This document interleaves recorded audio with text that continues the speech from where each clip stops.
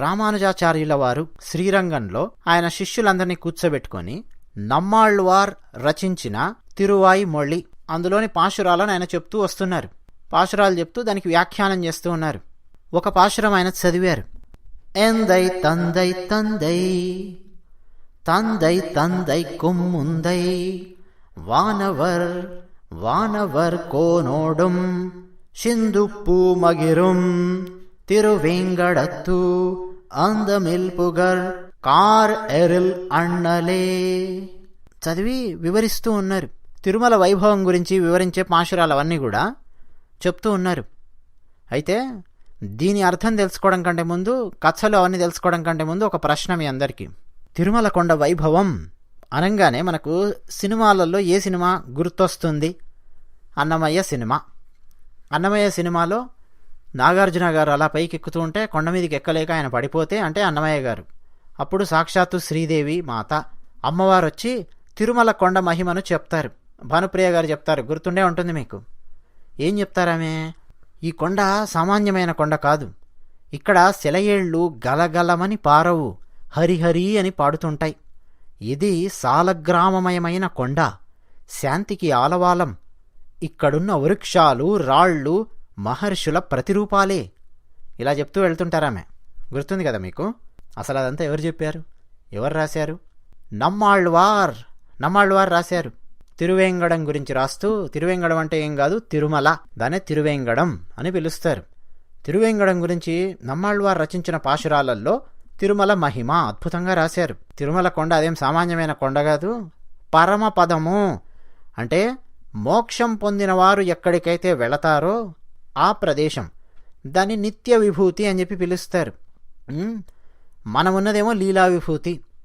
ఆ నిత్య విభూతిలో, పరమపదంలో శ్రీమన్నారాయణునికి క్రీడాచలం ఒకటి ఉంది. అంటే ఆయన క్రీడించడానికి ఉపయోగించుకునే ఒక కొండ, ఒక పర్వతం ఉంది. అదే తిరువేంగడం అన్నారు. అంటే ఏమిటి?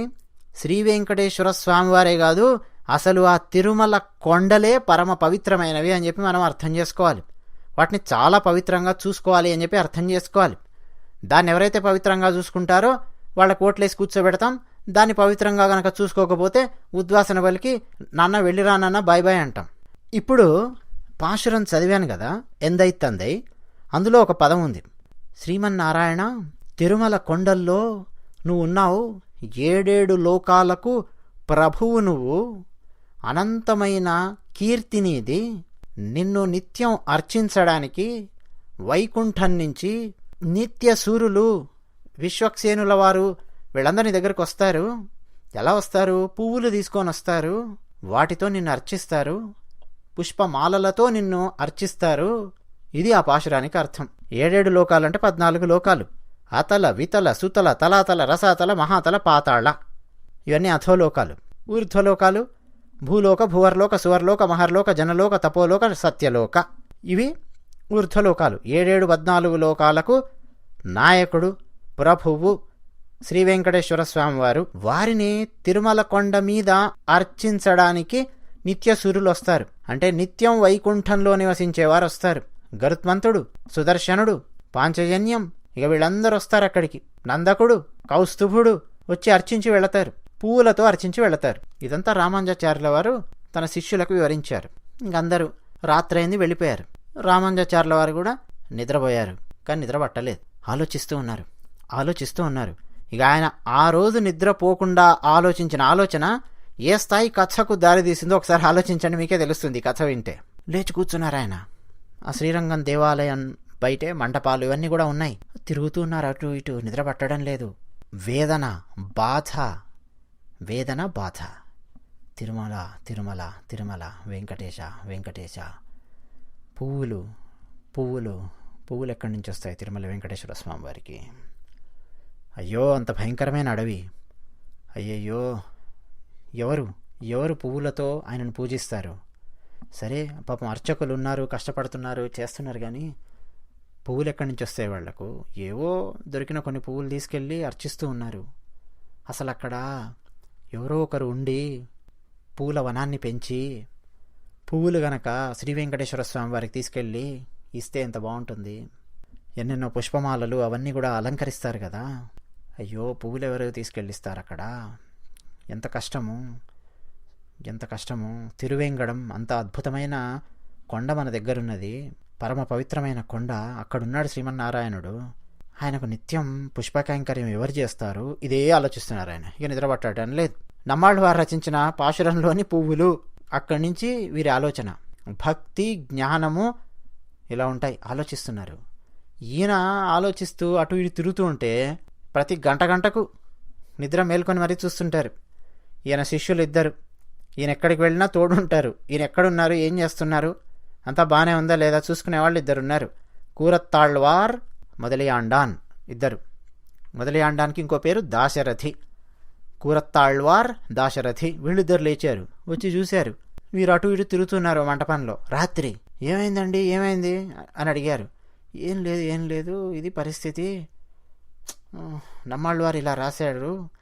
ఇంత ఆనందంగా పరమాత్మను అనుభవిస్తూ ఆలోచిస్తూ దివ్య అనుభూతిని పొందుతూ నమ్మాళ్ళవారు రచించారు పాశురాన్ని. ఆ తిరుమల వెంకటేశ్వర స్వామి వారికి పువ్వులు లేవయా, అది నన్ను బాధిస్తోంది అని చెప్పి అన్నారు. శిష్యులు ఏం చేస్తామండి ఇప్పుడు మరి అని చెప్పి వీళ్ళిద్దరు అన్నారు. ఏం చేస్తాము, కొన్ని అలా ఉంటాయి అన్నారు. కాదు, ఏదో చేయాలి, మనము ఏదో చేయాలి అని చెప్పి రామానుజాచార్యుల వారు ఆలోచించారు. అక్కడ ఏదో రాయి ఉంది, శిల్పం ఉంది, పువ్వులు అవసరమా, దేవుడికి పువ్వులు అవసరమా, పువ్వులు లేకపోతే, ఈ పిచ్చ మాటలు కాదు. ఇలా మాట్లాడేవాళ్ళు కూడా ఉన్నారు. భారతీయ సనాతన ధర్మంలో ఉన్నాను అనుకునేవాళ్ళు, హిందువులం అనుకునే వాళ్ళల్లో ఇలా మాట్లాడేవాళ్ళు ఉన్నారు. వాళ్ళ గురించి చెప్తున్నాను. అసలు నాకు భారతీయ సనాతన ధర్మంతో సంబంధం లేదు, దేవుడితో నాకు సంబంధం లేదు అనుకునే వాళ్ళు ఎవరైనా మాట్లాడారు అనుకోండి, అది కాదు విషయం. దేవుడితో సంబంధం లేదు అనుకునేవాళ్ళు ఆ పువ్వులు అవసరం లేదండి, అది అవసరం లేదండి, నీళ్ళు ఎందుకండి, ఇవన్నీ ప్రశ్నలు వేస్తారు. అది చాలా సహజమైన విషయం. అది కాదు. భారతీయ సనాతన ధర్మంలో ఉండేవాళ్ళు కూడా మాట్లాడేవాళ్ళు ఉన్నారు. ఇప్పుడు మనకు కనిపిస్తారు. కానీ రామానుజాచార్యుల వారు ఏ స్థాయిలో ఆలోచిస్తున్నారో ఒకసారి చూడండి. అరే, ఆయన్ని మనం బాగా చూసుకోవాలి కదా, ఆయన మనకి ఏమిస్తాడో ఏమి ఇవ్వడాన్ని పక్కన పెట్టండి, ఆయన మనం చూసుకోవాలి కదా. మన ఇంటికి ఒక గెస్టో విఐపీఓ ఎవరో ఒకరు వస్తే సరిగ్గా చూసుకుంటామా లేదా? శ్రీమన్నారాయణుడు వచ్చి ఆ కొండ మీద అక్కడ వెలిస్తే ఆయనకు పువ్వులు తీసుకెళ్ళి ఇవ్వాలి కదా. ఇది రామానుజాచార్యుల వారు ఒక వేదన. సరే చూద్దామని చెప్పి ఆయన ఏం చేశాడు, మరుసటి రోజు కాలక్షేపం అని చెప్పి చేస్తారు. కాలక్షేపం అంటే టైంపాస్ కాదు. సాహిత్యానికి సంబంధించిన చర్చలుంటాయి కొన్ని కాలక్షేపాలలో, పాండిత్యానికి సంబంధించిన చర్చలుంటాయి, భక్తికి జ్ఞానానికి సంబంధించిన చర్చలు. రామానుజాచార్యుల వారైతే భక్తి, మోక్షము దాని గురించే వారు మాట్లాడతారు. ఆ సమయంలో వీరి శిష్యులే కాకుండా ఇంక అందరూ వస్తారు. శ్రీరంగంలో ఉన్నటువంటి వాళ్లలో అమ్మగారులు, అయ్యగారులు, కులాలతో సంబంధం లేదు, దేంతో సంబంధం లేదు, అందరూ వచ్చి అక్కడ కూర్చుంటారు. మండపంలో కూర్చొని రామానుజాచార్యుల వారు చెప్పేది వింటూ ఉంటారు. భక్తి, జ్ఞానము ఏ విధంగా ఉండాలి వారు బోధిస్తూ ఉంటారు. పిన్నలున్నారు, పెద్దలున్నారు, వృద్ధులు, స్త్రీలు, అందరున్నారు. రామానుజాచార్యుల వారు క్రితం రోజు చెప్పిన పాశురం ఉందే, మళ్ళీ ఒకసారి ఆ పాశురాన్ని చెప్పారు. ఏమిటా పాశురం? ఎందై తందై తందై తందై తందై కొమ్ముందై వానవర్ కోనోடும் సింధు పూమగిరం తిరువేంగడత్తు అందమిల్ పుగర్ కార్ ఎరల్ అన్నలే. పాశురం మళ్ళీ చెప్పారు. చెప్పి వివరించి, ఇది నాయన పరిస్థితి, తిరుమల శ్రీ వెంకటేశ్వర స్వామి వారికి పుష్పాలు కావాలి, వారిని మనం పుష్పాలతో అలంకరించాలి, అర్చించాలి. అంటే తిరుమల కొండ మీద పుష్పవనాన్ని పెంచాలి. కింది నుంచి పైకి తీసుకెళ్లడం అనేది కష్టం అవుతోంది. అసలు తిరుమలలో కింది నుంచి పైకి నడవడమే కష్టం అవుతోంది. ఆ పైనే ఉండాలి, పుష్పవనం పెంచాలి, ఆ పువ్వులు స్వామివారికి ఇవ్వాలి. అలా చేసినందుకు మీకేం డబ్బులు రావు. ఎవరో మహారాజులో ఎవరో దయదలిచి కాస్త డబ్బులు ఇచ్చి కాస్త చూసుకుంటే అది వేరు. డబ్బులు రావు, ఏం రావు. సేవ అనుకొని చెయ్యాలి. శ్రీమన్నారాయణుడు అక్కడున్నాడు, నేను సేవ చేస్తున్నాను అనుకొని చెయ్యాలి. ఇంకా ఆలోచించండి, ఇక్కడికి వచ్చినటువంటి వారిలో ఎవరైనా సరే ఆ విధంగా తిరుమల కొండ మీదకి వెళ్ళి అక్కడే నివాసం ఏర్పాటు చేసుకొని పుష్పవనాన్ని పెంచి కాంచన కందరాళ శిరీష శింశుపాశోక పలాశనాగ పున్నాగ చంపక శతపత్ర మరువక మల్లికామ తల్లికా, చంపక, పారిజాత, చామంతి, జాజి, విరజాజి, సంపెంగ, కలువలు, కమలాలు, కనకాంబరాలు ఇవన్నీ స్వామివారికి అందించాలి. పుష్పాలు ఎవరు చేస్తారు చెప్పండి? సేవ అనుకొని చెయ్యాలి. డబ్బు రాదు, ఉండాల్సింది తిరుమల కొండ మీద. ఇక ఆలోచించండి అన్నారు అని ఊరుకున్నారు. ఇక వింటున్నారు. ఇక జనాలందరూ మాట్లాడుకుంటారు కదా, వీరు మౌనంగా ఉన్నారు. ఇక జనాలందరూ మాట్లాడుకుంటున్నారు, ఎవరు వెళ్తారు. ఒక్కొక్కరికి పరిస్థితి ఎలా ఉందంటే, తిరుమల పేరు వింటే భక్తి, శ్రీనివాస పెరుమాళ్ అని చెప్పి అంటారు శ్రీరంగంలో. పండితులేమో తిరువేంగడముడయాన్ అంటారు. మన వెంకటేశ్వర స్వామి వారు అంటాం కదా. ఆయన పేరింటే భక్తి. ఆ ప్రయాణాన్ని తలుచుకుంటే గుండెదడ. అక్కడ ఉండాలి అంటే కష్టం. ఇక జీవితం మొత్తం అక్కడే ఉండాలనే పరిస్థితి ఉందంటే అది కూడా డబ్బు రాదు, ఏమీ రాదు. పోనీ డబ్బులు ఎవరన్నా ఇచ్చినా కానీ ఉండని పరిస్థితి. డబ్బులు ఇస్తే మలేరియా తెచ్చుకోవాలా, డబ్బులు ఇస్తే పులులతో సహవాసం చేయాలా, డబ్బులు ఇస్తే పాములతో కాటలేయించుకోవాలా. అడవి మాట్లాడుకుంటున్నారు అందరూ. మన వల్ల కాదు, మన వల్ల కాదు చాలామంది అనుకుంటున్నారు. ఇక దాదాపు 95% మంది మన వల్ల కాదు, మన వల్ల కాదు. ఇక అందరూ తిరుమల ప్రయాణం గురించి మాట్లాడుకుంటున్నారు. అబ్బో నేను 2 ఏళ్ల క్రితం వెళ్ళాను, గుంపులు గుంపులుగా వెళ్ళాం కాబట్టి సరిపోయింది, దొంగలు వచ్చినారు, దొంగల గుంపు, వామ్మో. కొంతమంది ఏమో అబ్బాబ్బా నా జీవితంలో నేను చూడలేదా అంత పెద్ద పెద్ద సర్పాలు ఉన్నాయి, 12 అడుగులు 10 అడుగులు 15 అడుగుల సర్పాలు, విషపు సర్పాలు, నల్ల త్రాచులు తిరుగుతూ ఉంటాయి. ఆ పుట్టలు కూడా ఒక్కొక్కటి భారీ భారీ పుట్టలు, 7 అడుగుల పుట్టలు, 10 అడుగులు 12 అడుగుల పుట్టలు. అసలు ఆ పుట్టలను చూస్తేనే భయం వేస్తుంది. సర్పాలు. అబ్బో. కొంతమంది ఏమో అసలు ఆ తిరుమలలో పోయిన సంవత్సరం 100 మంది వెళ్ళాము దర్శనానికి, ఉన్నాము పడుకోవడానికి, అసలు అక్కడ ఏం లేదు. పైకి నడవాలి 4 గంటలు 5 గంటలు పడుతుంది, కిందికి రావాలి, కింద వచ్చినా కానీ ఉండడానికి ఏం లేదు, చాలా దూరం వెళ్ళి ఉండాలి.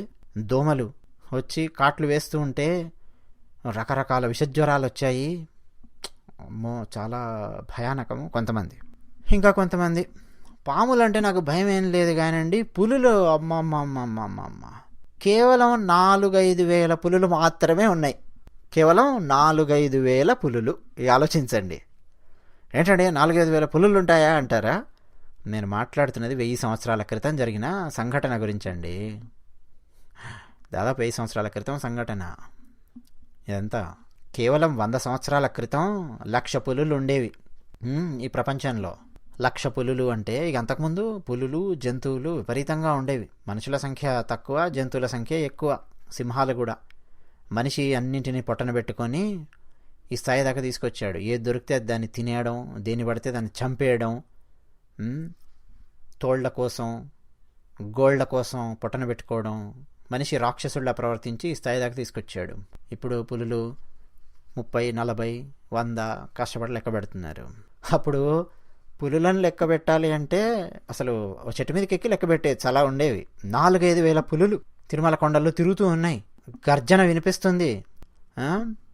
రాత్రిపూట తిరుమలలో ఎవరన్నా పొరపాటున నిద్రించారు, ఎవరు నిద్రించేవాళ్ళు కాదు.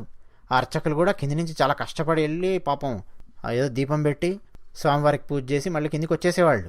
ఉండే పరిస్థితి లేదు అక్కడ. పులుల గర్జనలు వింటేనే భయం వేస్తుంది. పులి దగ్గరికి రావడం పక్కన పెట్టండి. కోతుల గుంపులు ఎలాగైతే కనిపిస్తాయో కొన్ని చోట్ల పులుల గుంపులు అట్లా కనిపిస్తుంటాయి, తిరుగుతూ ఉంటాయి. భయం, దొంగల భయం, పాముల భయం. వామ్మో, వెళ్ళడానికి ఎవరు సిద్ధంగా లేరు. ఆ పైన ఉంటారా వెళ్ళి? ఏమిటి ఉండేది పైన? అడవిలో వెళ్ళి ఉండాలి. ఇప్పుడు అక్కడ శ్రీ వెంకటేశ్వర స్వామి వారు ఉన్నారని సంపూర్ణమైన భక్తి విశ్వాసాలతో ఉండి పుష్పాలు ఆ తోట పెంచి తీసుకెళ్ళి ఇవ్వాలి. సిద్ధంగా లేరు ఎవరు. రామానుజాచార్యుల వారి శిష్యులు కూడా ఎవరు సిద్ధంగా లేరు. ఒకవేళ వీళ్ళు ఎవరైనా వెళ్తానన్నా రామానుజాచార్యుల వారి శిష్యుల పేర్లు చెప్పాను నేను. కూరత్తాళ్వార్, దాశరథి. ఒకవేళ వీళ్ళు వెళ్ళడానికి సిద్ధంగా ఉన్నా వాళ్ళను వెళ్ళనివ్వరు రామానుజాచార్యుల వారు. వాళ్ళు ఖచ్చితంగా ఉండాలి. రామానుజుల వారి భాష్యం రాస్తున్నారు, చాలా పనులు ఉన్నాయి వాళ్లతో. వాళ్ళని వదిలిపెట్టి ఉండరు. ఆ విషయం రామానుజుల వారే చెప్తారు మంత్రోపదేశానికి వెళ్ళినప్పుడు. వదిలిపెట్టి ఉండరు. ఇప్పుడు పరిస్థితి ఏంటి? పోనీ రామానుజాచార్యుల వారే ఉండొచ్చు కదండి అని ప్రశ్న వస్తుంది. ఆయనే వెళ్ళి అక్కడ ఉండి ఆ పని చేస్తున్నారు అనుకోండి, వేరే కార్యక్రమాలు ఏవి ఆయన చేయలేరు. పోనీ ఆయన డబ్బు సంపాదన కోసం చేయట్లేదు, ఏం చేయట్లేదు. ఆయన తిరుగుతూ ఉన్నారు. కాశ్మీర్ దాకా వెళ్ళి బ్రహ్మసూత్రాలను తీసుకొచ్చారు, దానికి భాష్యం రాశారు, భగవద్గీతకు భాష్యం రాశారు. మేల్కోటే వెళ్ళారు, చాలా చోట్ల తిరిగారు వాళ్ళు. ఢిల్లీ వెళ్ళారు, ఆ పాదుషా ఆయనతో మాట్లాడారు. ఏంటయ్యా అన్ని కొల్లగొట్టుకుపోయారు, ఇయ్యండయ్యా మాకు ఈ విగ్రహాన్ని అని చెప్పి తీసుకొచ్చారు. చాలా పనులు చేశారు రామానుజాచార్యుల వారు. ఒక చోట ఉండే పరిస్థితి లేదు. ఆయన యతీశ్వరులు తిరుగుతూ ఉంటారు. ఎవరో ఒకరు తిరుమల కొండ మీద ఉండాలి. అందరూ మేము వెళ్ళం అని చెప్పి అనుకుంటుంటే అప్పుడు ఒక యువకుడు లేచి నిలబడ్డాడు. ఇలా ఉండాలి యువకుడు అంటే. ఆయన పేరు అనంతుడు. అనంతుడంటే ఆదిశేషుడు, శ్రీమన్నారాయణుణ్ణి మోసే ఆదిశేషుడు. అనంతుడు శ్రీమన్నారాయణునికి చెప్పులై, గొడుగై, ఛత్రమై, పాన్పై నిరంతరం ఆయన పక్కనే ఉంటాడు ఆదిశేషుడు. రామావతారం ఎత్తితే సేవ చేయడానికి వస్తాడు ఆదిశేషుడు. రామానుజాచార్యుల వారిని ఆదిశేషుని అంశగా పండితులు కీర్తిస్తారు. అనంత. ఆ యువకుడు లేచాడు. అనంతాళ్వాన్ అంటారు. సరే, అనంతాళ్వార్, అనంతాచార్య, అనంతసూరి, రకరకాల పేర్లు. ఆయన లేచి నిలబడుతూ ఉన్నాడు. ఆ పక్కనే మిత్రులు ఉంటారు కదా, ఇతర శిష్యులు, ఒరే అనంత కూర్చోరా కూర్చోరా అని చెప్పి కింద చేయబట్టి లాగుతూ ఉన్నారు. బలవంతం కూర్చోబెట్టి, అరే అనంత, అసలే నీకు ఈ మధ్యే కదా పెళ్ళయింది, పెళ్ళాన్ని కష్టపెడతావా ఏమిటి అని చెప్పి ఆయన మిత్రులు అంటున్నారు. వాళ్ళని వదిలించుకొని లేచి నిలబడ్డాడు. ఆచార్య, అడియేన్ రామానుజ దాసన్, నేను వెళతాను ఆచార్య, నేను నా భార్య ఇద్దరం వెళతాం, అక్కడ ఉంటాం, బృందావనం అని పేరు పెట్టి అద్భుతంగా పుష్పాలను పెంచుతాం, వాటిని స్వామివారికి నేను అందిస్తాను. మీరు చెప్పిన పుష్పాలన్నీ కూడా అక్కడ పెంచుతాం, నేను చూసుకుంటాను, ఆ బాధ్యత నాది. మీరు తిరుమల వచ్చినప్పుడు ఒకసారి చూడండి, నేను సరిగ్గా ఆ కార్యక్రమాన్ని నిర్వర్తిస్తున్నానా లేదా, మళ్ళీ మీ నోటితోనే నన్ను ప్రశంసిస్తారు. ఆ స్థాయిలో నేను చేస్తాను ఆచార్య. ఇక నా నివాసం తిరుమల, అక్కడే ఉంటాను, ఇక మీరు దాని గురించి ఆలోచించకండి, నేను చూసుకుంటాను అన్నాడు అనంత. రామానుజాచార్యుల వారు ఎంత ఆనందించారంటే, ఏమయ్యా నీకు తెలుసు కదా, ఇప్పుడు అంటున్నావు పులులుంటాయి, పాములు, దొంగల భయము, అక్కడ నీకు ఏమి ఉండదయా, నాకు కూడా తెలుసు, ఏదో ఇస్తాం. ఇప్పుడు మన ఆశ్రమం నుంచో దేని నుంచో ఏదో కొంత డబ్బో కొన్ని ఏమి ఇవ్వాలో, నీకు కావాల్సిన పాత్రలో ఏంటో మేము ఇస్తాం, ఇక్కడున్న పెద్దలు వాళ్ళు ఏదో ఇస్తారు, కానీ నువ్వు అక్కడికి వెళ్ళాక సమస్యలు కష్టాలు నువ్వే అనుభవించాలయా చెప్పారు రామానుజుల వారు. ఎన్ని కష్టాలైనా రానివ్వండి గురువు గారు, ఎన్నైనా రానివ్వండి, నేను అక్కడే ఉంటాను. యో నిత్యమచ్యుత పదాంబుజ యుగ్మరుక్మ వ్యామోహతస్తరాణి తృణాయమేనే అస్మద్గురోర్భగవతస్య దేక సింధో రామానుజస్య చరణో శరణం ప్రపద్యే అన్నాడు. ఇది ఎవరు రాశారంటే కురత్తాళ్వార్ ఆయన రాశారు. రామానుజాచార్యుల వారి శిష్యుడు, ప్రథమ శిష్యుడు, ప్రధాన శిష్యుడు కురత్తాళ్వారు రాసినటువంటిది. యో నిత్యమచ్యుత పదాంబుజ యుగ్మరుక్మ వ్యామోహతస్తరాణి తృణాయమేనే అస్మద్గురోర్భగవతస్య దేక సింధో రామానుజస్య చరణో శరణం ప్రపద్యే. సరే నాయన, ఇంకందరూ వెళ్ళండి, రా నీతో మాట్లాడతానని చెప్పి రామానుజాచార్యుల వారు అనంతుని కూర్చోబెట్టుకున్నారు. తిరుమల గురించి, కొంత తిరుమల వైభవం గురించి, చరిత్ర గురించి, పురాణాలలో ఏముంది, ఇతిహాసాలలో ఏముంది చెప్పారు. తిరుమల మహిమ గురించి చెప్పారు. ఆళ్వార్లు పాశురాలలో ఏం రాశారో చెప్పారు, ఎలా చూసుకోవాలి. అక్కడ అర్చకులు వీళ్ళందరూ చేస్తుంటారు. ఇతరుల పనులలో మనం చేతులు పెట్టాల్సిన అవసరం లేదు, ఎవరి పని వాళ్ళు చేస్తే చాలు.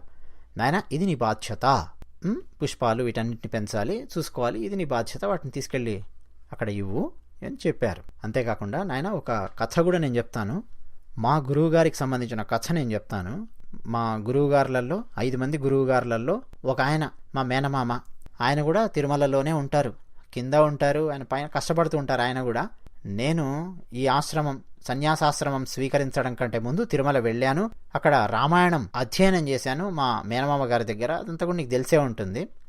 నాకు ఇంకో గురువు గారు ఉన్నారు కంచిలో, ఆయన పేరు తిరుక్కచ్చినంబి, వారి పేరు కూడా నీకు తెలిసే ఉంటుంది, చాలాసార్లు నేను చెప్తూనే ఉంటాను నా వ్యాఖ్యానంలో. వారికి సంబంధించింది ఒకటి చెప్తాను, అది గుర్తుపెట్టుకో. తిరుమల వెంకటేశ్వర స్వామి వారు మాట్లాడుతూ ఉంటారు, పలుకుతూ ఉంటారు, పిలిస్తే పలుకుతూ ఉంటారు, ఆయన చాలా జాగ్రత్తగా చూసుకోవాలి. మా గురువుగారు తిరుక్కచ్చినంబి, ఆయనకు సంబంధించిన ఒక చిన్న కథ రామానుజాచార్యుల వారు అనంతునికి చెప్పారు. ఏంటి ఆ కథ అంటే, తిరుక్కచ్చినంబి ఆయన కంచిలో ఉంటారు. సరే, వారిది చాలా పెద్ద కథ ఉంది, ఎంతవరకు అవసరమో అంత చెప్తున్నాను నేను ఇందులో. కంచిలో వరదరాజస్వామి దేవాలయం చాలా పెద్దది, అద్భుతమైన దేవాలయం. ఆ మధ్య పోయిన సంవత్సరం అనుకుంటాను, అత్తివరదర్ చెక్కతో ఉంటారట, నీళ్లలో ఉన్నారట, బయటికి తీశారట, అత్తివరదర్ అని చెప్పి చాలా చాలా వీడియోలు ఇవన్నీ చాలా వచ్చింటాయి, న్యూస్లో చాలా కవరేజ్ వచ్చింది, మీకు తెలిసే ఉంటుంది. వరదరాజస్వామి దేవాలయం, అక్కడ తిరుక్కచ్చినంబి గారు ఆయన పుష్ప కైంకర్యం చేస్తూ ఉండేవారు. ఒకరోజు ఆయనకు ఆదేశం వచ్చింది కంచి వరదరాజస్వామి వారి నుంచి, అయ్యా నువ్వు శ్రీరంగం వెళ్ళు, అక్కడ యామునాచార్యులు అని ఒక ఆయన ఉన్నారు, వారి దగ్గరికి వెళ్ళు, వారి శిష్యరికం చెయ్యి, గురువు కావాలి అని చెప్పి నువ్వు రోజు వేదన పడుతూ ఉన్నావే, అగో నీ గురువు గారు ఆయన, శ్రీరంగం వెళ్ళి ఆయన దగ్గర పంచ సంస్కారాలు తీసుకో, మంత్రోపదేశం తీసుకో అని చెప్పి పంపించారు కంచి వరదరాజస్వామి వారు. ఎందుకని? పుష్ప కైంకర్యం ప్రతిరోజు చేస్తున్నాడు కంచి వరదరాజస్వామి వారు, ఆ తిరుక్కచ్చినంబి ఆయనతో మాట్లాడతారు అని ప్రతీతి. ఈ తిరుక్కచ్చినంబి సరే అని కంచి నుంచి శ్రీరంగం వెళ్లారు. అక్కడ యామునాచార్యులు ఆయన దగ్గర మంత్రోపదేశం తీసుకున్నారు, పంచ సంస్కారాలు ఇవన్నీ తీసుకున్నారు. పంచ సంస్కారాలలో భాగంగా మంత్రోపదేశం. సరే, శ్రీరంగంలో ఉన్నాను కదా, ఇక్కడ రంగనాథునికి సేవ చేద్దాము అని చామరం వీచే సేవ అంటారు. తమిళంలో అయితే ఆలవట్ట కైంకర్యం అని చెప్పి అంటారు. చామరం తీసుకొని వెళ్ళి ఆ శ్రీరంగంలో రంగనాథ స్వామి వారికి విసురుతూ ఉన్నారు. ఈయన ఎవరు? తిరుక్కచ్చినంబి. మంత్రోపదేశం తీసుకున్నారు శ్రీరంగంలో, అక్కడే ఉన్నారు. సరే సేవ చేద్దామని చెప్పి సేవ చేస్తున్నారు. శ్రీరంగనాథుడు అర్చకముఖత మాట్లాడాడు. ఏమన్నాడంటే, నాకు వద్దయా ఇక్కడ చామర సేవ, ఎందుకు ఇంత కష్టపడుతున్నావు? కావేరీ నది తీరంలో ఉన్నాను, చల్లగానే ఉంది ఇక్కడ, బానే ఉంది, కష్టపడకి ఇక్కడ, నాకేం చామరం సేవ ఏం అవసరం లేదయా. మొత్తం చుట్టూ అంతా కావేరీ నది ద్వీపంలో ఉన్నాను, చల్లగా ఉంది, ఇక్కడ వద్దు. తిరువేంగడం వెళ్ళు, శ్రీనివాస పెరుమాళ్ అక్కడున్నది నేనే కదా, ఆయన దగ్గరికి వెళ్ళు, ప్రయత్నం చేయి అన్నాడు ఎవరు? రంగనాథుడు. సరే అని గురువుగారి అనుమతి తీసుకొని తిరుక్కచ్చి నంబి తిరుమలకు వచ్చాడు. పైకి ఎక్కాడు, కష్టపడ్డాడు, వెళ్ళాడు. అక్కడ వెళ్ళి, శ్రీనివాస నేను నీకు ఇక సేవ చేస్తాను, చామరం వీస్తాను అని వెంకటేశ్వర స్వామి వారికి చామరం వీస్తూ సేవ చేయడం మొదలుపెట్టాడు తిరుక్కచ్చి నంబి. వెంకటేశ్వర స్వామి వారు అన్నారు, ఏం లేదా, నిన్ను ఒకసారి చూడాలని చెప్పి నాకు అనిపించింది, ఇక్కడికి పిలిపించాను, నేను చూద్దామని చెప్పి పిలిపించాను, చూశాను, ఈ సేవ నాకు అవసరం లేదు, ఇక్కడ అవసరం లేదయా, చూడంత చల్లగా ఉంది తిరుమల, జలపాతాలు, సెలయేళ్ళు, ఆహా మేఘాలు, చల్లగా ఉంది, ఇక్కడేం వద్దయా నీ చామరం సేవ, మళ్ళీ నువ్వు కంచికి వెళ్ళు, కంచిలో వరదరాజస్వామి వారి దేవాలయం, అక్కడే నీ సేవ, నీ కైంకర్యాలు చూసుకో. కంచిలో ఆ వరదరాజస్వామి బ్రహ్మ యజ్ఞం చేస్తే యజ్ఞకుండము నుంచి ఆవిర్భవించాడు. ఆయన మంటల నుంచి బయటకు వచ్చాడు కాబట్టి ఆయనకు కాస్తేమన్నా చల్లదనం కావాల్సి ఉంటుంది, అక్కడ వెళ్ళి నువ్వు వీచు, ఈ చామరాన్ని వీచే సేవ చెయ్యి అని చెప్పాడు. మరి ఇక్కడ ఎందుకు పిలిచావయ్యా అంటే, నిన్ను చూడాలని చెప్పి అనిపించిందయా, నిన్ను చూడాలని చెప్పి అనిపించింది, నువ్వు భక్తుడివి, చూద్దాం అనిపించి పిలిచాను, చూశాను, ఆనందించాను, వెళ్ళు, అక్కడ వెళ్ళు, అక్కడ చూసుకో, నీ సేవ కంచిలో చూసుకో అని చెప్పి తిరుమల వెంకటేశ్వర స్వామి వారు పంపించారు. అంటే కంచిలో వరదరాజస్వామి, శ్రీరంగంలో రంగనాథస్వామి, తిరుమలలో వెంకటేశ్వర స్వామి వారు ముగ్గురు ఈయనతో మాట్లాడారు అనేది ప్రతీతి. పెద్దలు చెప్తూ ఉంటారు. తిరుక్కచ్చి నంబి మళ్ళీ కంచికి వెళ్ళి అక్కడ సేవ చేయడం మొదలుపెట్టాడు. రామానుజాచార్యుల వారు ఈ కథ అంతా అనంతునికి చెప్పి, నాయన ఆయన ఎవరు, తిరుమల శ్రీ వెంకటేశ్వర స్వామి వారు కొన్నిసార్లు కొన్ని సేవలు వద్దు అంటాడు, కొన్నిసార్లు మారాన్ చేస్తుంటాడు, మాట్లాడుతుంటాడు, రకరకాలుగా ప్రవర్తిస్తుంటాడు, ఆడుకుంటూ ఉంటాడు, జగన్నాటకం ఆయన ఆడుతూ ఉంటాడు, అఖిలాండకోటి బ్రహ్మాండ నాయకుడు, బ్రహ్మాండాలతోనే ఆడుకుంటూ ఉంటాడు, ఇక మనుషులతో ఆడుకోడా, సరదాగా ఆయన అలా ఆడుకుంటూ ఉంటాడు, మనుషులను పావులం చేసుకుని ఆడుకుంటూ ఉంటాడు, ఒక్కోసారి వద్దంటాడు, మారాన్ చేస్తాడు, నువ్వేం వినొద్దు, ఏమి వినొద్దు, నేను చెప్తున్నాను, నేను నీకు ఆజ్ఞ ఇస్తున్నానిక, నువ్వు వెళ్ళు, బృందావనం పేరు పెట్టుకో, తోట వేయి, పుష్పాలు పెంచు, వాటిని తీసుకెళ్ళి వెంకటేశ్వర స్వామి వారికి ఇవ్వు, నువ్వే చెయ్యి ఈ సేవ, ఇంకెవరికి అప్పగించకు, ఎవరికైనా అప్పగించావనుకో వాళ్ళు సరిగ్గా చేస్తారో లేదో మనకు తెలీదు, వద్దు, ఎవరికీ వద్దు, భక్తితో చేయాల్సినటువంటి సేవ, నా మాటలు గుర్తుపెట్టుకుని ఆయన అని చెప్పారు రామానుజాచార్యుల వారు. రామానుజాచార్యుల వారు చెప్పింది మొత్తం ఈ అనంతుడు విన్నాడు. సరే గురువుగారు, ఆయన వద్దన్నా కావాలన్నా ఏమన్నా నేను మీరు చెప్పిన సేవ నేను చేస్తాను, వేరే వాళ్ళని ఎవరిని నేను చేయనివ్వను, నేను నా భార్య ఇద్దరం చేస్తాం, సరే కదా అన్నారు. అయ్యో నువ్వు నీ భార్య వేరువేరు కాదు నాయనా, నువ్వు నీ భార్య ఇద్దరూ ఆ సేవ చేయండి అన్నారు రామానుజాచార్యుల వారు. సరే అని అనంతుడు ఇక ఉప్పు, పప్పు, పుట్నాలు, బెల్లం, చింతపండు, మిరియాలు ఏమేమి ఉన్నాయో అన్ని మూట కట్టుకొని రామానుజాచార్యుల వారి మఠం నుంచి కూడా వాళ్ళు కొంత ఇచ్చారు. వాళ్ళ దగ్గర ఏముంటుంది, ఏముండదు, ఆ భిక్ష ఏమన్నా తీసుకొని వస్తే అందులో ఏముంటుందో అందులో కొంచెం ఇవ్వడం ఇచ్చారు. ఓ బండి కట్టుకొని భార్యను తీసుకొని యువకుడు బయలుదేరాడు తిరుమలకు. వెళుతూ ఉంటే శ్రీరంగం నుంచి కొన్ని విత్తనాలు తీసుకొని బయలుదేరాడు, పుష్పాలకు సంబంధించినవి. శ్రీరంగం నుంచి తిరుమల వస్తుంటే మధ్య మధ్యలో ఆగుతూ అక్కడ కూడా పుష్పాలకు సంబంధించిన కొన్ని విత్తనాలను సేకరిస్తూ వాటన్నింటినీ మూటలు కట్టుకుంటూ చిన్న చిన్న సంచులలో బయలుదేరొచ్చాడు. పూల తోటలుంటాయి కదా, అక్కడుండే వాళ్లతో మాట్లాడాడు.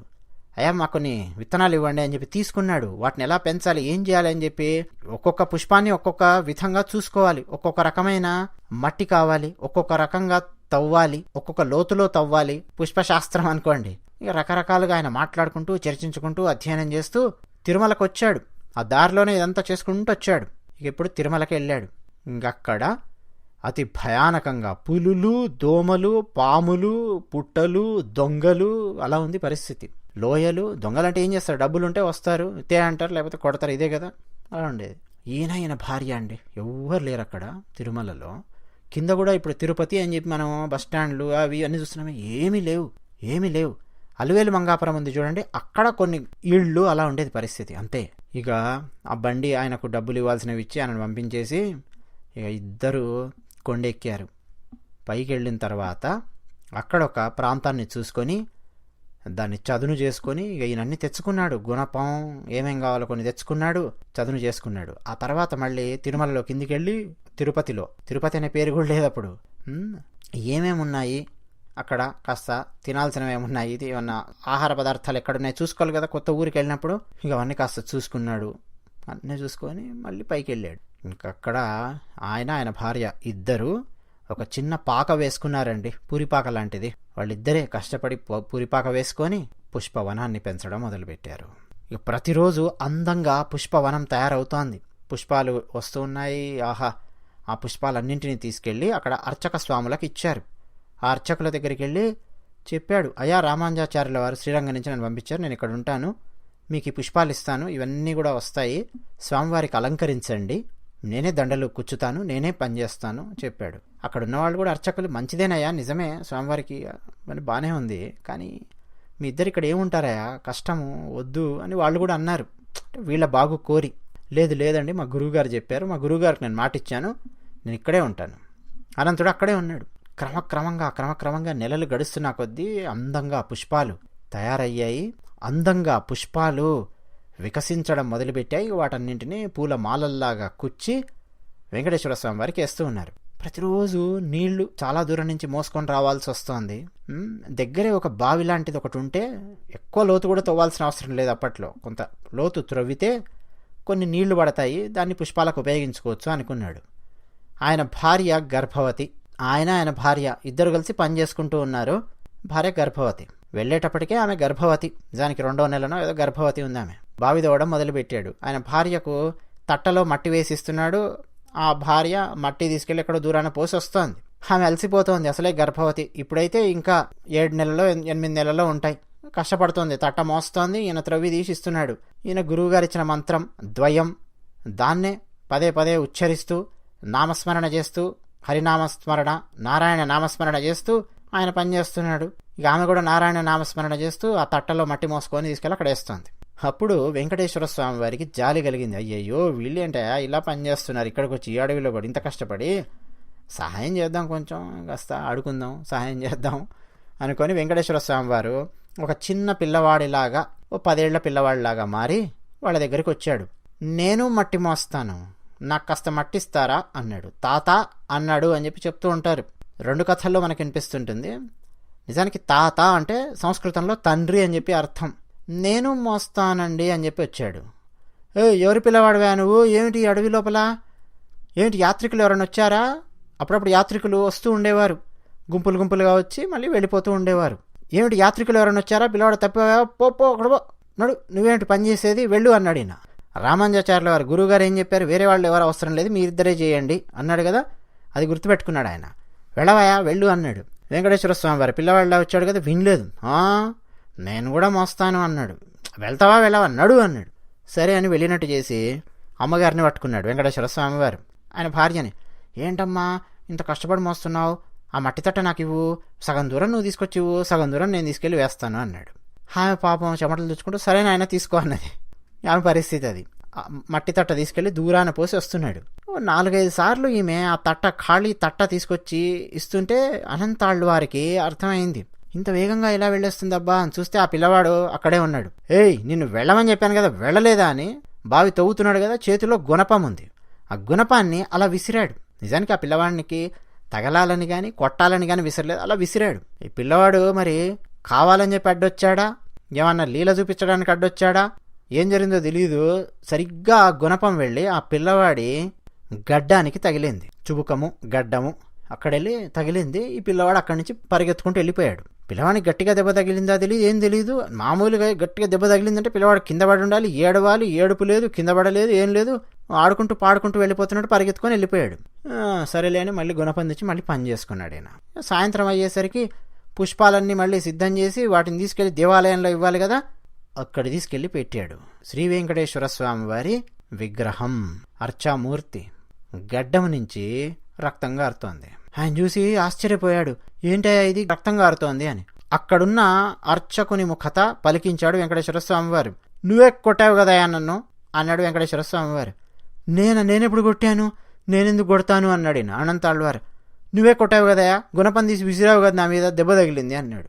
ఇప్పుడు నాకు అర్థం అయ్యింది, ఆ సాక్షాత్తు వెంకటేశ్వర స్వామి వారే బాలుడి రూపంలో తన దగ్గరకు వచ్చాడు, ఆ విషయం తనకు తెలియక గుణపం తీసి విసిరాడు అన్న విషయం అర్థమయ్యి, అయ్యయ్యయ్యో ఏంటయ్యా ఇది పరిస్థితి అని బాధపడుతూ అక్కడున్న పచ్చ కర్పూరాన్ని తీసి వెంకటేశ్వర స్వామి వారికి అద్దారు.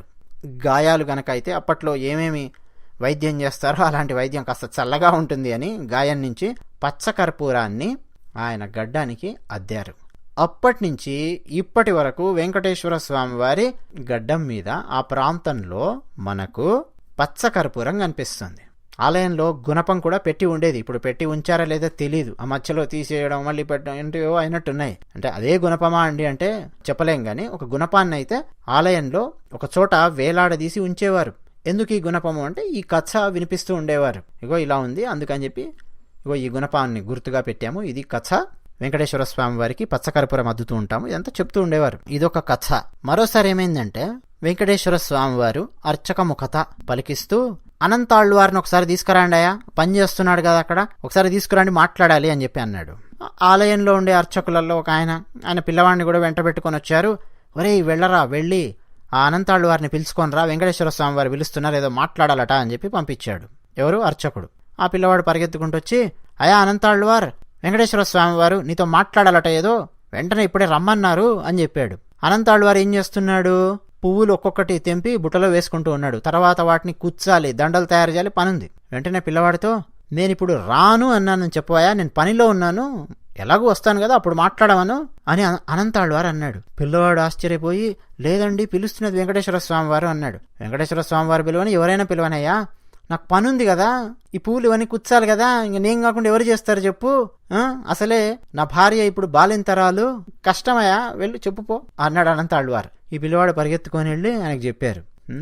ఇంకా ఈయన మొత్తం పువ్వులన్నీ తెంపి దండలు గుచ్చి వాటన్నింటిని బుట్టలో వేసుకొని భార్యను, అమ్మ కాస్త తిన్నావా, తాగా అన్ని చేసావు కదా, ప్రశాంతంగా నిద్రపో, వెళ్ళొస్తాను ఆలయానికి, కోవెలకు వెళ్ళొస్తాను అని చెప్పి అనంతాళ్వారు బయలుదేరి వెంకటేశ్వర స్వామి వారి ఆలయానికి వచ్చాడు. ఆనంద నిలయం దండలు అక్కడ పెట్టాడు. వెంటనే మళ్ళీ అర్చకముఖత వెంకటేశ్వర స్వామి వారు, ఏమయ్యా నేను పిలిచాను కదా, నేను ఎప్పుడు పిలిచాను, నువ్వు ఎప్పుడు వస్తున్నావు అన్నాడు. నిజమే వెంకటేశ, పిలిచావు నువ్వు, కానీ నేను పనిలో ఉన్నాను కదా అన్నాడు. ఏం పనయా? నా పనే కదా, అదే కదా పిలుస్తున్నది, నేనే కదా, రావాలి కదా అన్నాడు వెంకటేశ్వర స్వామి వారు. అది కాదు వెంకటేశ, నేను అక్కడ పుష్పాలు గుచ్చాలి, ఆ పనులన్నీ చేయాలి కదా, అవన్నీ ఎవరు చేస్తారు, అవి తీసుకొని రావాలి కదా మళ్ళీ సేవకు, ప్రతిరోజు తీసుకొస్తున్నట్టు, నేను కనుక ఇక్కడ దాకా నడుచుకుంటూ వచ్చి మాట్లాడి అక్కడికి వెళ్ళానంటే నీకు రావాల్సిన 4 దండలల్లో, సమయానికి రావాల్సిన 4 దండలల్లో 2 దండలు రావు అన్నాడిన. 2 దండలు వస్తే ఏంటి, రాకపోతే ఏంటి, ముందు నువ్వు రావాలి కదా నేను పిలిస్తే అన్నాడు వెంకటేశ్వర స్వామి వారు. నేను రాను వెంకటేశ, నీకు దండలు కుచ్చి తీసుకొచ్చి ఇవ్వడమే నా బాధ్యత, ఆ పని నేను సక్రమంగా నిర్వర్తిస్తాను. ఇప్పుడు వచ్చాను, ఏం చెప్తావో చెప్పు అన్నాడు. ఇప్పుడు చెప్పేది ఏం లేదు, నువ్వు అప్పుడు వస్తే చెప్పేవాడిని, అయినా నేను చెప్పిన మాట విననివాడు నా కొండ మీద ఎందుకు, అవసరం లేదు, వెళ్ళిపో, నువ్వు ఖాళీ చేయి, తిరుమల కాటేజ్ ఖాళీ చేయి. నిజానికి ఆ కాటేజ్ ఆయన కట్టుకున్నదే, అనంతాళ్వారు. ఖాళీ చేయి, నువ్వు నీ భార్య వెళ్ళిపోండి, ఇక్కడి నుంచి ఉండొద్దు, నేను పిలిస్తే రావు, మళ్ళీ ఏమిటో వాదిస్తున్నావేంటి అన్నాడు. వెంటనే అనంతాళ్వారు, నేను వెళ్ళను అన్నాడు. వెళ్ళనేంటి వెంకటేశ్వర స్వామి వారు, వెళ్ళనేంటి, వెళ్ళు, తిరుమల కొండ దిగి వెళ్ళిపో అన్నాడు వెంకటేశ్వరుడు. నేను వెళ్ళను, ఇక్కడి నుంచి నన్ను పంపించే అధికారం నీకు లేదు, నువ్వు చెప్పినా నేను వెళ్ళను, నువ్వేం చేసినా నేను వెళ్ళను ఇక్కడి నుంచి. అనంతాళ్వారు, నన్ను ఇక్కడి నుంచి వెళ్ళమని చెప్పడానికి ఒకే ఒకరికి హక్కున్నది, మా గురువుగారు రామానుజాచార్యుల వారు, ఆయన పెట్టాడు నన్ను ఇక్కడ విధి నిర్వహణలో, ఆ విధి నిర్వహణ నేను చేస్తున్నాను, నన్ను ఇక్కడి నుంచి పంపించాలంటే ఆయన పంపించాలి, ఆయన చెప్పమను, నేను వెళ్ళిపోతాను ఇక్కడి నుంచి. నువ్వు కాదు కదా, ఎవరు చెప్పినా వెళ్ళను, నేను ఇక్కడి నుంచి ఇక్కడే ఉంటాను, ఇదే సేవ చేస్తాను, నేను వెళ్ళను అని భీష్మించుకొని కూర్చున్నాడు అనంతాళ్వారు. వెంకటేశ్వర స్వామి వారు ఇంకేం మాట్లాడతారు, ఏం మాట్లాడలేదు. ఎందుకని రామానుజాచార్యుల వారు ఆయన దేనికోసం పాటుపడుతున్నారో ఏం చేస్తున్నారో మొత్తం తెలుసు వెంకటేశ్వర స్వామి వారికి. పైగా వెంకటేశ్వర స్వామి వారికి కూడా రామానుజాచార్యుల వారే శంకుచక్రాలను ప్రసాదించారు. అంతకుముందు ఒకసారి చెప్పాం, మళ్ళీ ఒకసారి చెప్తాం, అదంత చరిత్ర. మీరు కావాలంటే పివిఆర్కే ప్రసాద్ గారు తిరుమల చరితామృతం రాశారు, అది కూడా కొంచెం చదవండి. నేను చాలా చాలా గ్రంథాలు అవన్నీ చదివి ఆ గ్రంథాల పేర్లు అవన్నీ కోట్ చేస్తూ కూడా కొన్ని వీడియోస్ చేయడం జరిగింది. రామానుజాచార్యుల వారు శంకు చక్రాలను ఎలా ప్రసాదించారు వెంకటేశ్వర స్వామి వారికి అని. శ్రీ వైష్ణవంలో శంకు చక్రాలను ఎవరైతే ప్రసాదిస్తారో వారు గురువు గారు. వెంకటేశ్వర స్వామి వారికి కూడా ఆ లెక్కన రామానుజాచార్యుల వారు గురువు గారు. అయితే గురువు శిష్యుడు ఈ భావనాన్ని కాసేపు పక్కన పెడితే వెంకటేశ్వర స్వామి వారికి తెలుసు రామానుజాచార్యుల వారు దేనికోసం కృషి చేస్తున్నారు, దేనికోసం నిరంతరమైన శ్రమిస్తున్నారు. ఆయన భక్తి, ఆయన జ్ఞానము అదంతా కూడా వెంకటేశ్వర స్వామి వారికి తెలుసు. రామానుజుడు ఎందుకు వచ్చాడో తెలుసు, ఈ లోకంలోకి ఏం చేస్తున్నాడో తెలుసు, దాని అవసరం చాలా ఉన్నది, ఎంతమందిలో భక్తిని జ్ఞానాన్ని కలిగిస్తున్నాడో తెలుసు. వెంకటేశ్వర స్వామి వారు ఏం మాట్లాడలేదు. సర్లే ఇవ్వవా పూలు, ఇక వేయండి అయ్యా, ఆ దండలు ఏమంటో వేయండి, ఇక సేవ చేసుకోండి, ఇంక వెళ్ళవా వెళ్ళు, వెళ్ళి నీ భార్యను చూసుకో, విశ్రాంతి తీసుకోపో అన్నాడు వెంకటేశ్వర స్వామివారు. అనంతాళ్వారు మళ్ళీ సాష్టాంగ ప్రణామం, దండవత్ ప్రణామం అంటారు. సాష్టాంగ ప్రణామం చేయాలి. దండవత్ ప్రణామం అంటే కర్ర గనక కింద పడినట్టు పడాలన్నమాట. సాష్టాంగ దండ ప్రణామం సమర్పించి వెంకటేశ్వర స్వామివారికి మళ్ళీ వెంకటేశ్వర స్వామివారికి సంబంధించిన కీర్తనలే అవి కాసేపు పాడి అక్కడి నుంచి ఆయన వెళ్ళిపోయారు. అనంతాళ్వారు ఆయన వేసినటువంటి బృందావనం అదే తిరుమలలో గత 1000 సంవత్సరాలలో మొట్టమొదటి పుష్పవనం. శ్రీ వెంకటేశ్వర స్వామి వారి ఆలయానికి వెనక వైపు ఉంటుంది అది. ఇప్పటికీ మనం దాన్ని దర్శించవచ్చు. శ్రీ వెంకటేశ్వర స్వామి వారి ఉత్సవమూర్తి మలయప్ప స్వామి అంటారు. ఉత్సవమూర్తిని సంవత్సరానికి ఒకసారి ఖచ్చితంగా అనంతాళ్వారు గారు వేసిన బృందావనానికి తీసుకెళ్లి అక్కడ కూర్చోబెడతారు. ఇప్పటికీ చేస్తారు. అది ఆచారంగా సాంప్రదాయంగా కొనసాగుతూ వస్తోంది. మరి అనంతాళ్వార్ ఆయన విష్ణు భక్తిని ఎలా చూస్తాడు, అసలు వైష్ణవుడు, శ్రీ వైష్ణవుడు, విష్ణు భక్తి ఉన్నటువంటి వాడు అంటే ఎలా చూస్తాడు, అది కూడా తెలుసుకోవాలి కదా. తెలుసుకోకపోతే లాభం ఏంటి, అది కూడా తెలుసుకుందాం. ఆయన అక్కడే ఉండిపోయాడు. ఇంకా తర్వాత ఒకసారి రామానుజాచార్యుల వారు తిరుమల వెళ్ళినప్పుడు ఆ పుష్పవనాన్ని చూసి కన్నీరు కార్చారు రామానుజాచార్యుల వారు. ఇదేంటయా,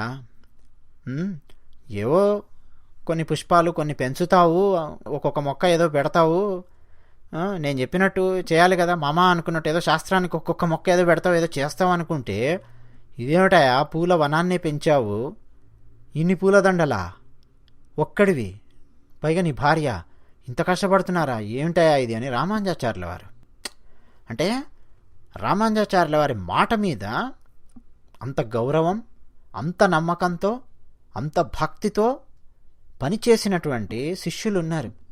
పని చేయడం అని చెప్పి అనడం కంటే మోక్ష సామ్రాజ్యానికి వెళ్ళడానికి వాళ్ళు మార్గం వేసుకుంటూ వెళ్ళారు. రామానుజులు ఒకటి చెప్పారు, చేసేస్తారు అంతే.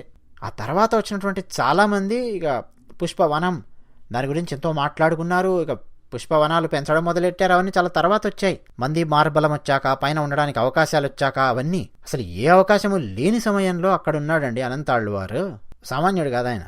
మరి ఇక ఆయన భక్తి స్థాయి ఎలా ఉంటుందో అది కూడా చెప్పుకుందాం. రామానుజాచార్యుల వారి తర్వాత ప్రముఖంగా భట్టర్ వారు అంటారు, పరాశర భట్టర్. ఆయన సేవ చేశారు. రామానుజాచార్యుల వారి తర్వాత గురువు గారు ఆయనే భట్టర్ వారు శ్రీరంగంలో.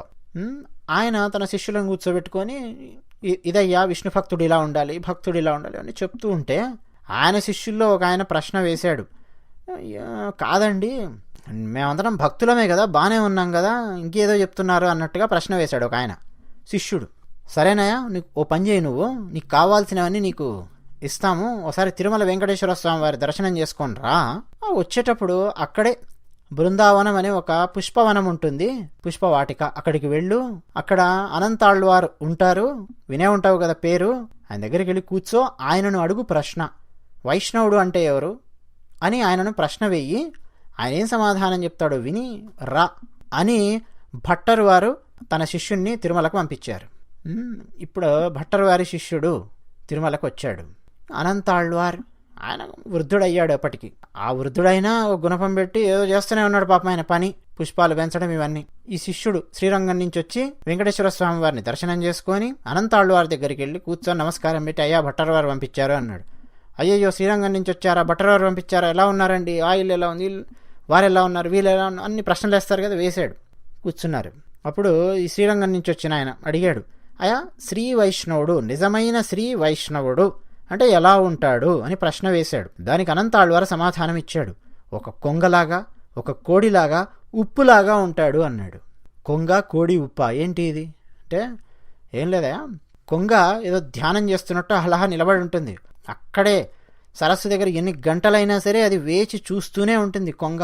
నిజమైన జ్ఞాని కూడా ఎలా ఉండాలంటే దాన్ని చూసి నేర్చుకోవాలి. కొంగను చూసి చేపలు పట్టడం కాదు. కొంగ యొక్క ఏకాగ్రతను, దాని ఓపికను, సహనాన్ని చూసి ఏం నేర్చుకోవాలంటే, మధ్యలో మనకు చాలామంది తారసిల్లుతూ ఉంటారు. పురాణం చెప్పేవారు, పండితులని, జ్ఞానులని, అదని చాలామంది మనకు కనిపిస్తారు.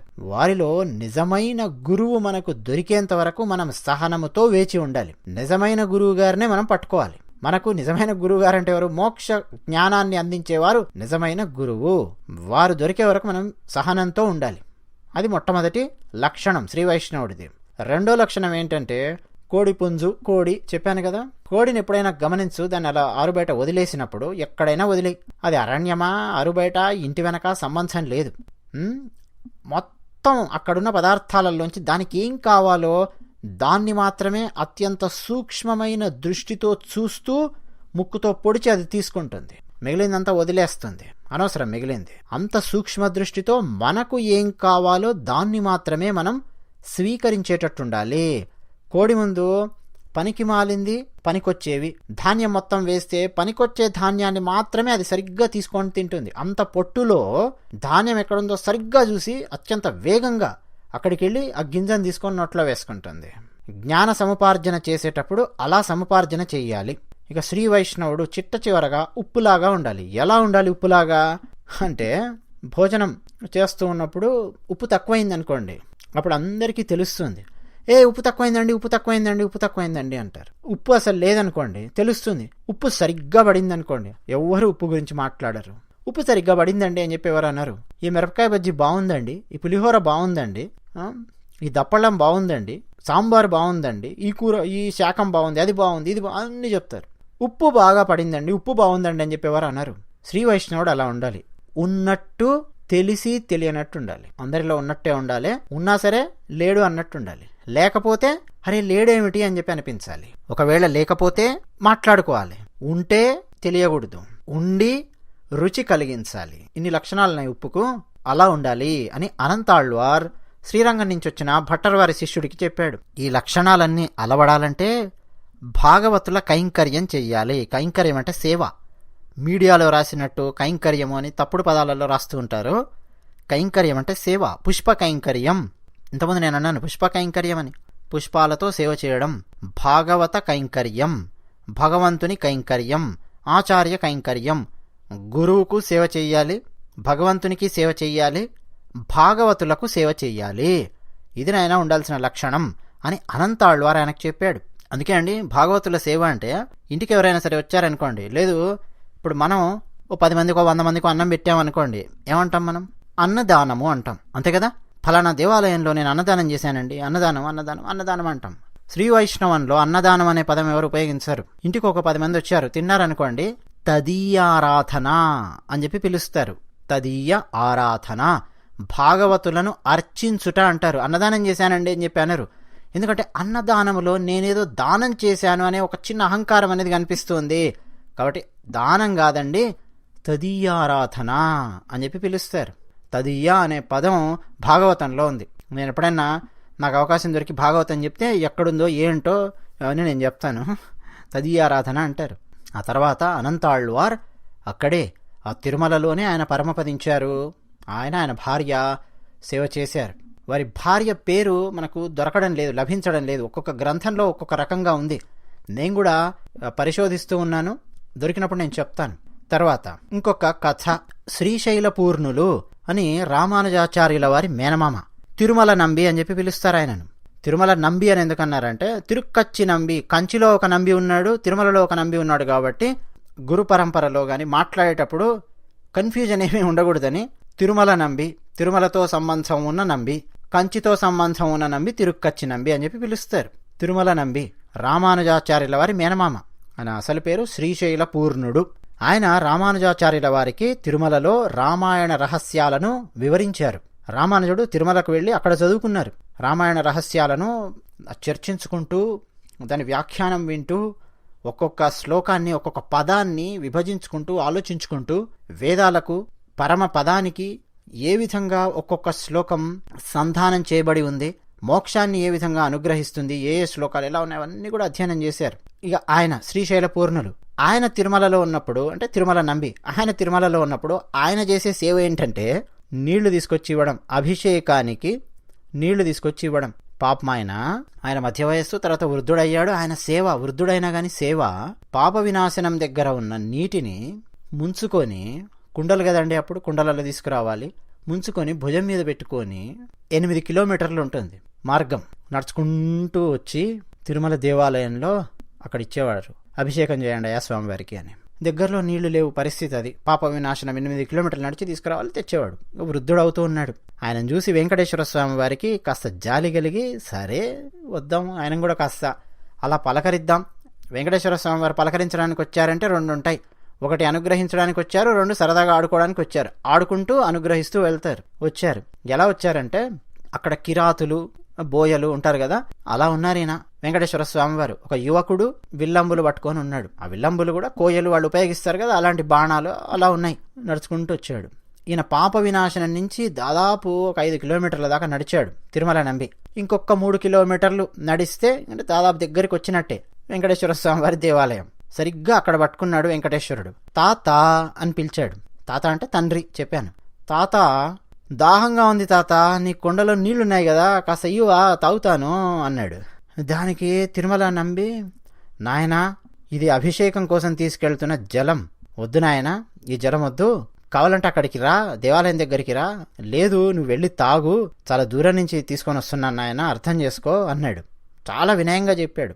లేదు తాత, నీళ్లు కావాలి అన్నాడు. నాయనా అర్థం చేసుకో, స్వామివారి అభిషేకం జరగాలి ఇప్పుడు, అందుకోసం ఈ తీర్థం తీసుకెళ్తున్నాను అని తిరుమల నంబి నడుచుకుంటూ వెళ్తున్నాడు. ఈయన ఆగి రాయి తీసుకొని కుండకు దెబ్బ, శ్రీకృష్ణ అవతారం ఒకసారి ఆవహించింది. కృష్ణుడు ఇలాంటి పనులు చాలా చేశాడు కదా బాల్యంలో. రాయి తీసుకొని కుండకు ఒక్కటే దెబ్బ కొట్టాడు. కుండ బద్దలయ్యి నీళ్లు బయటకు వస్తుంటే ఆ నీళ్లు తాగేశాడు ఎవరు, వెంకటేశ్వర స్వామి వారు.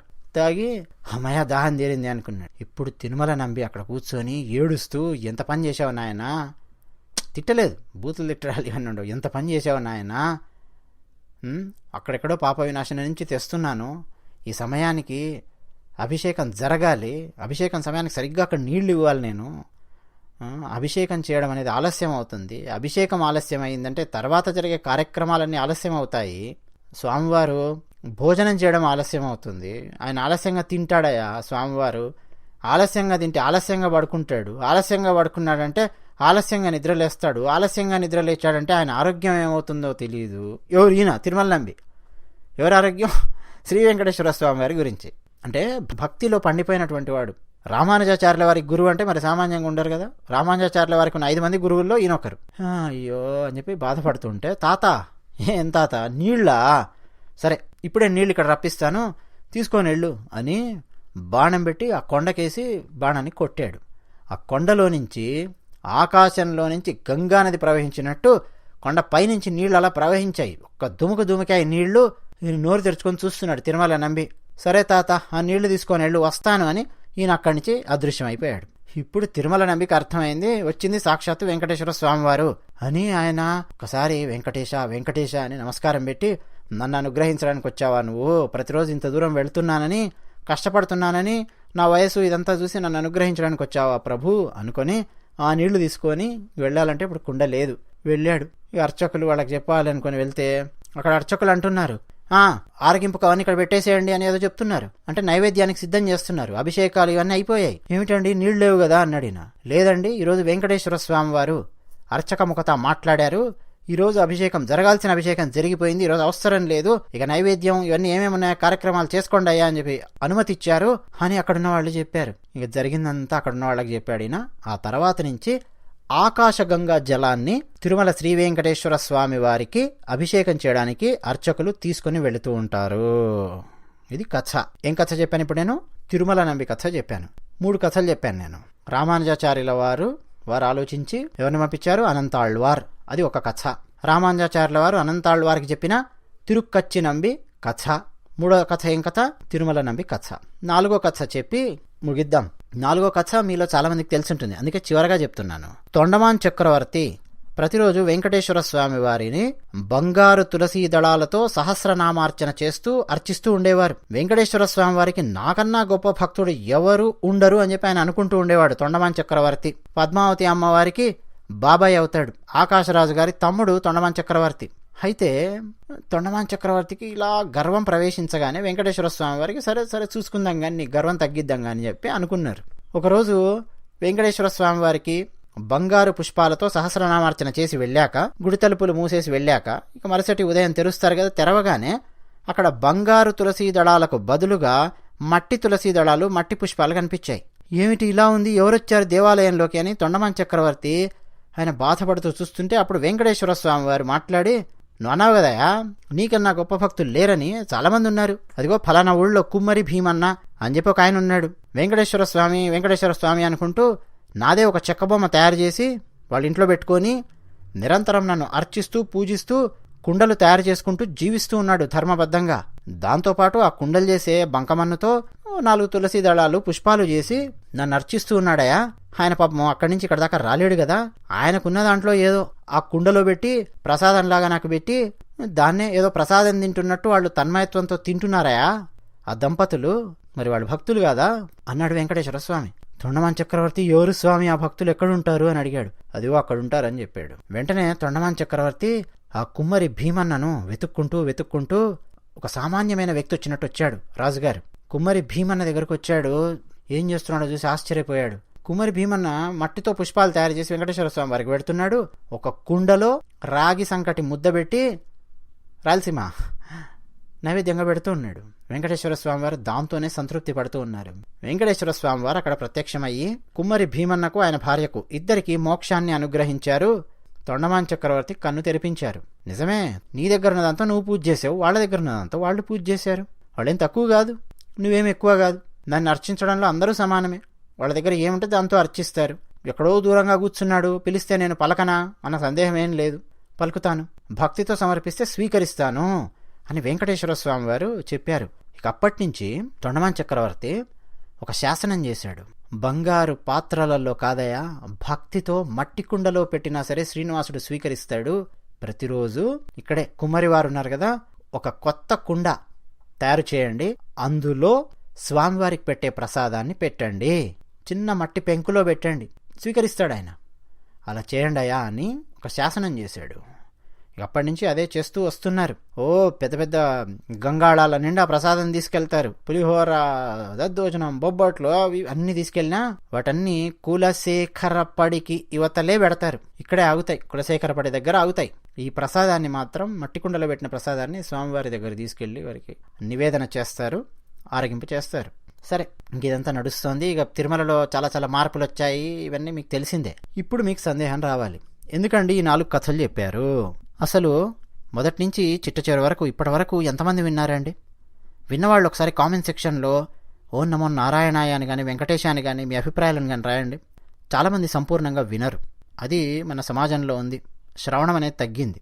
ఎందుకు నేను ఇదంతా చెప్పానంటే, కొండలలో నెలకొన్న కోనేటి రాయరువాడు, కొండలంత వరములు గూపెడువాడు, కొండలలో నెలకొన్న కోనేటి రాయరువాడు.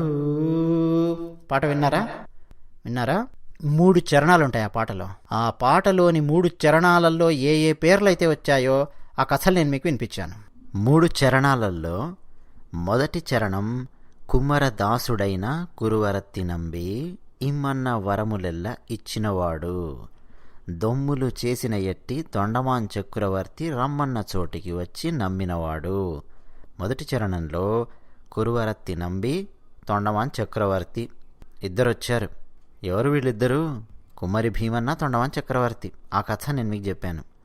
రెండో చరణంలో అచ్చపు వేడుకతోడ అనంతాళు వారికి ముచ్చిలి వెట్టికి మన్ను మోసినవాడు, మచ్చిక తొలక తిరుమల నంబి తోడుతన్ ఇచ్చనిచ్చ మాటలాడి నొచ్చినవాడు. రెండో చరణంలో ఎవరొచ్చారు? అనంతాళ్వార్, తిరుమల నంబి ఇద్దరొచ్చారు, 2 పేర్లు వచ్చాయి. మూడో చరణం కంచిలోన నుండా తిరుక్కచ్చి నంబి మీద కరుణించి తన యొడకు రప్పించినవాడు. ఎంచి ఎక్కుడైన వెంకటేశుడు మనలను మంచివాడై కరుణ పాలించువాడు. ఇదంతా 3వ చరణం. నేను మీకు ఇప్పటి వరకు చెప్పిన కథలన్నింట్లో ఉన్న పేర్లు కొండలలో నెలకొన్న కోనేటి రాయడు వాడు ఆ పాటలో ఉన్నాయి. ఆ పాట ఎప్పుడైనా సరే మీరు విన్నప్పుడు ఇతిహాసం ఛానల్లో చెప్పిన ఈ వీడియో గుర్తు చేసుకోండి. ఆ పాటలోని చరణాలలో ఎవరెవరి పేర్లైతే వచ్చాయో వాళ్ళ కథలను నేను మీకు ఈ వీడియోలో అందివ్వడానికి ప్రయత్నం చేశాను. అది రామానుజాచార్యుల వారి తిరునక్షత్రం సందర్భంగా. ఇతిహాసం ఛానల్ సబ్స్క్రైబ్ అవ్వడం మర్చిపోకండి. జై శ్రీమన్నారాయణ.